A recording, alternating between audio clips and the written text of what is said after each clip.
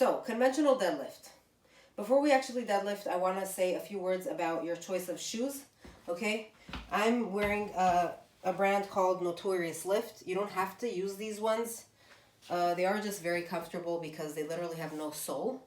But any shoe that is a flat sole, Converse, Vans, Jordans, whatever, pick your poison, right? I just want it to be flat.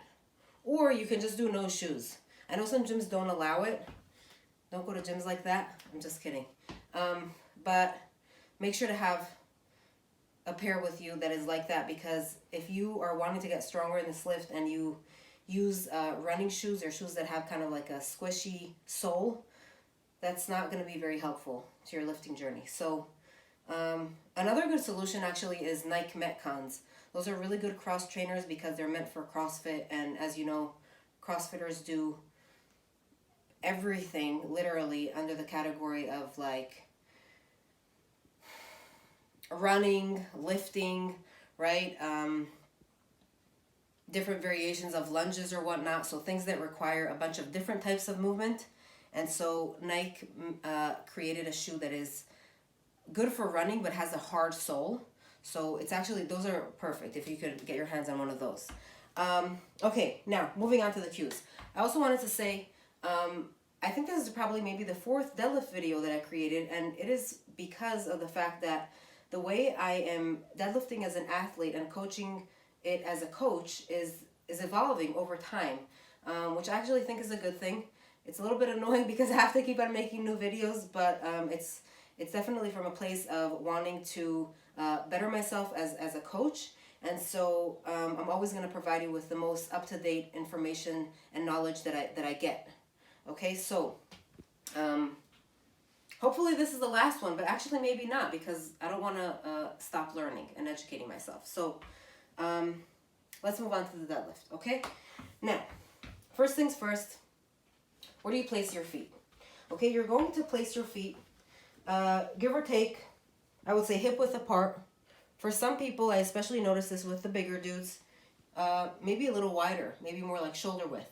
You're going to kind of figure it out. But obviously don't go too wide, because this is not a sumo deadlift and it's not a semi-sumo. It is conventional, so it has to be fairly narrow. Okay? Now, typically I would say this is within the knurling, like within the lines of where the knurling starts for the most part. But don't quote me on that, because some people end up going a little wider. Okay? Now, your feet are placed, give or take, mid-foot underneath the bar.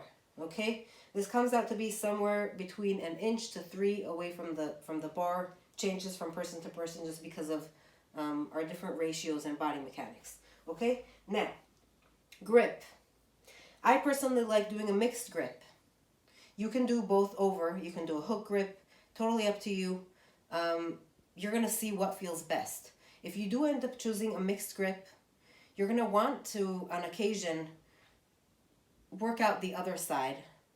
I should also practice what I preach more. I don't do this often enough, and I recently noticed an imbalance, and it doesn't feel good. And I tried to do it the other way, and it felt so awkward, guys. Like, I was having issues getting the bar off the ground because it felt so weird. So you don't want to get to a point like that. You want to, yeah, for the most part, stick to the one you're strongest in, but still mix it up a little bit, okay?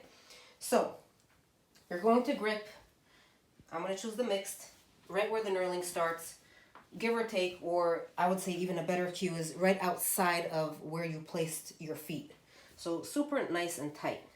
Okay, now I have a regimen of what I like to follow as far as the setup. It just like sits well in my head, okay? Shoes, grab the bar, bring your shins. Okay, once again, shoes, grab the bar, bring your shins. From here, you're going to open up your chest, right? So we don't want to be hunched over. Open your chest, roll your shoulders back. Now you want to create a ton of tension within your body, and you want to be this like ball of tension. So everything is flexed, okay? So your knees are going to push out into your arms, and your arms are going to push counter into your knees. And this is going to further engage everything. It's going to engage your adductors, your glutes, your quads, your hams, everything is engaged. Your lats, super important. You want your lats stacked and super awake, okay? what happens is if you don't engage your lats properly, there's a way more likelihood chance of your back picking up the slack. And even though to a certain degree this is a back exercise, I mean, you're using your glutes, your hams, your erector spinae, right? A lot of the muscle groups in your back actually, but you want it to be distributed somewhat evenly and not for one group to take over. Okay, so a lot of information. Let's go back to here. Shoes, grab the bar, bring your shins, open your chest, push your knees out, arms in, everything is tense. Now from here, the angle of your shins are almost vertical, so you don't want them to be too over. Okay, and also another good little cue here is you want to make sure your shoulders are right above your wrists. Straight line. Okay? And your butt is not, you don't want to sit too low, and you don't want it to be too high. So you want the angle of your torso ideally not to be horizontal. You want there to be a little bit of a, I don't know if it's actually 45 degree, but definitely not 90. Okay? So from here, you want to think of the path of the bar traveling in a straight line. And you're going to do this by painting your legs with the bar, rolling it on your legs, keeping it super glued to you. Okay, so as you open your chest, hear this little click? That slack is going to come out. You want to make sure that happens.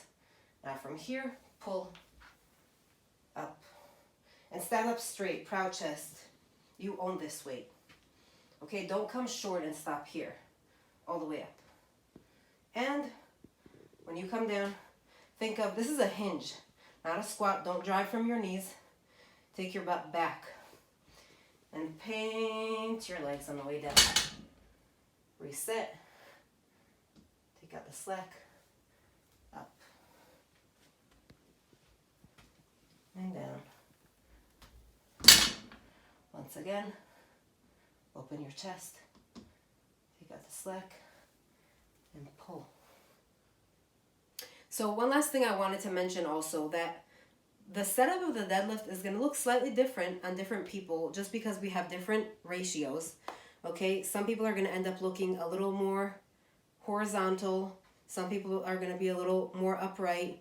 This has to do with the ratios of, you know, your femurs to your torsos, the lengths of your tibias. It's just how it is. And so also as an athlete and also as a coach, you want to be able to have flexibility in your mind of what things look like and understand that it's going to look different. Okay, there isn't one right specific way. There are cues that you want to apply and follow, but at the same time, because of the fact that we all look different, it's not going to look the same. Okay, so that is that.